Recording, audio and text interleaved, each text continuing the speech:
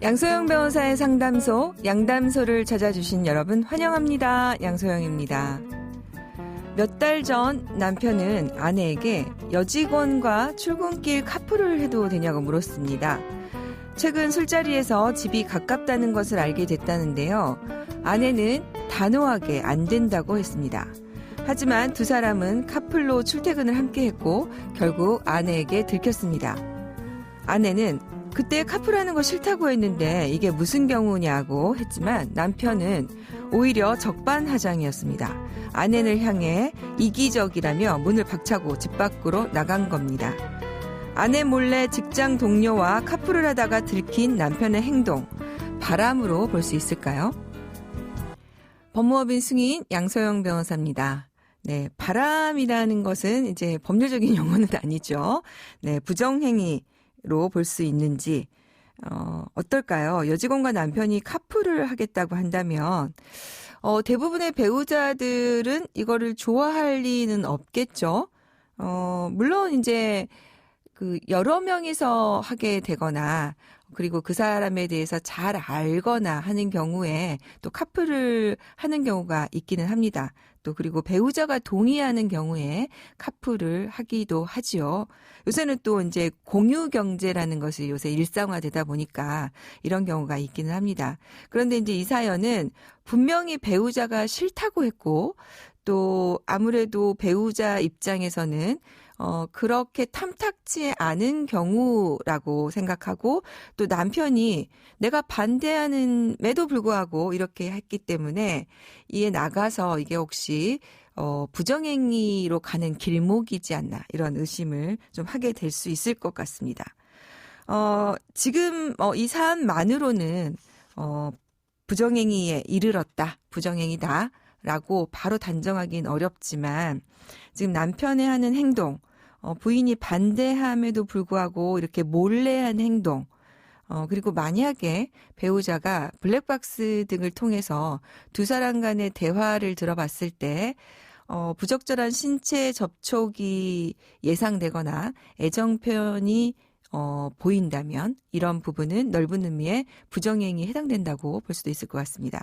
그러면 당연히 민법 840조 이혼 사유에도 해당되겠죠.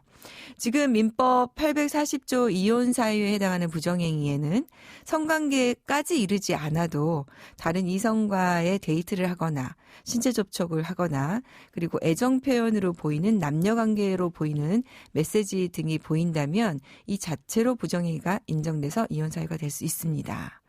네, 아내가 이혼을 결심했다면 단순히 카풀을 했다는 것만으로 이혼 사유가 될 수는 없겠지만 부인이 반대함에도 불구하고 남편이 이것을 했고 그리고 부인이 여기에 대해서 문제 제기를 했음에도 불구하고 적반하장으로 나간 부분 이것이 길게 봐서는 이혼 사유가 될 수도 있을 것 같습니다. 결론은 뭐냐면 배우자가 싫어하는 행동은 하지 않으려고 하는 노력이 필요하다는 거겠죠. 이게 부부 사이의 서로의 노력이고 의무입니다. 양담소에서 함께 나눠볼 법률 궁금증이 있으시다면 YTN 라디오 양소영 변호사의 상담소 홈페이지에 남겨주시면 됩니다. 화나고 답답하고 억울한 당신의 법률 고민 함께 풀어볼게요. 오늘은 안미현 변호사님과 함께 하겠습니다. 변호사 안녕하세요. 안녕하세요. 안미현 변호사입니다. 지난번에 양담소 진행해 주셨는데 어떠셨어요? 이게 청취자분들께는 정확한 정보를 또 알려드려야 되고 게스트분들하고는 또 호흡도 맞춰야 되고 하니까 이게 여간 어려운 게 아니더라고요. 양 변호사님을 네. 존경합니다. 아이 무슨 말이죠. 저도 어렵고요. 근데 우리 안 변호사님 너무 잘하셔서 제가 자리를 뺏기지 않나 걱정하고 얼른 돌아왔습니다. 정말 감사했고요. 또 우리 사연 만나보고 얘기 나눠보도록 하겠습니다. 네. 저는 40살 주부로 12살 남자아이를 키우고 있습니다. 남편은 연애 때부터 주사와 폭언이 있던 사람입니다. 결혼 후에도 폭언은 계속됐고 지난해엔 자고 있는 아이의 뺨을 이유 없이 때리고 말리는 제 뺨을 때리기까지 했습니다. 당시 저와 아이는 화장실로 도망을 갔고 112에 신고해서 남편은 가정폭력으로 입건되었습니다. 그 이후로도 남편은 폭언과 폭행을 일삼았습니다. 또다시 남편이 저와 아이에게 욕설을 하며 행패를 부리는 사이에 아이가 몰래 112에 문자로 신고를 했고 경찰이 급히 출동을 했습니다. 그날 출동했던 경찰관은 남편에게 주의를 주고 가정폭력 피해자에 대한 권리 고지 이후 돌아갔지만 경찰서에 아이가 아빠로부터 가정폭력을 당한 것으로 의심된다는 보고가 올라가면서 아이 아빠는 아동복지법 위반으로 조사를 받고 있습니다. 저는 이 일로 남편과 협의 이혼을 하기로 했는데요. 문제는 양육권입니다. 저는 지금 실업급여를 수령하고 있고 경제적으로도 매우 어려운 상황에 처해 있습니다. 곧 실업급여가 끝나고 무직자 상태가 되고 파산 신청까지 하려고 합니다. 이런 상황에서도 양육권을 가져올 수 있을까요? 아이는 저와 지내고 싶다며 간곡히 원하고 있지만 남편은 양육권은 양보 못하겠다고 버티고 있는데 제가 아이의 양육권을 가져오는 것이 정말 불리한 상황인가요? 네. 폭력으로 지금 신고를 하고 또다시 아이하고 함께 살다가 아이가 가정폭력으로 신고를 하고 이게 계속 반복이 되었습니다. 네, 가정폭력 사건과 같은 경우에는 정말 안타깝게도 반복적으로 네. 이제 일어나는 경우가 많아서 사실은 처음 이런 일이 발생했을 때 경찰에 신고를 하든가 해서 바로 잡았어야 하는 그런 아쉬움은 있는데요. 이런 부분들 반복되는 경우에 있어서는 정말 엄중히 대처를 해야 되겠습니다. 그러니까 가정폭력의 특성이 반복성 그리고 점점 더 심해진다는 예, 거죠. 맞습니다. 예. 네.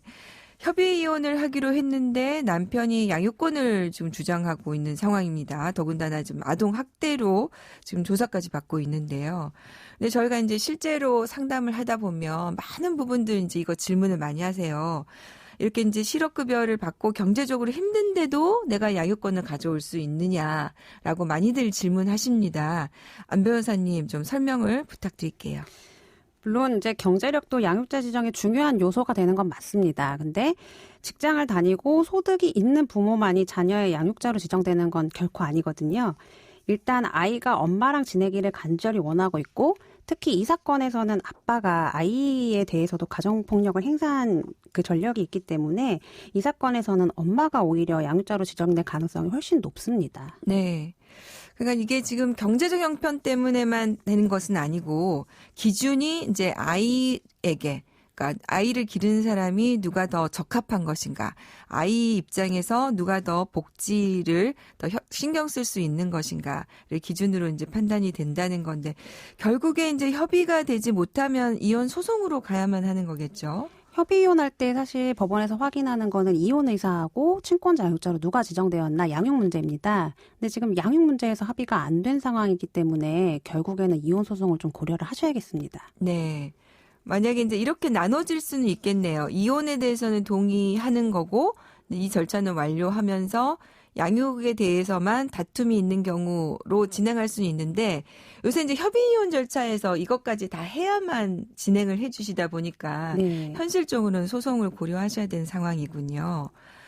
지금 협의이혼과 동시에 파산 신청도 같이 진행하려고 한다는데 이럴 경우는 어떨까요? 좀 불리할까요?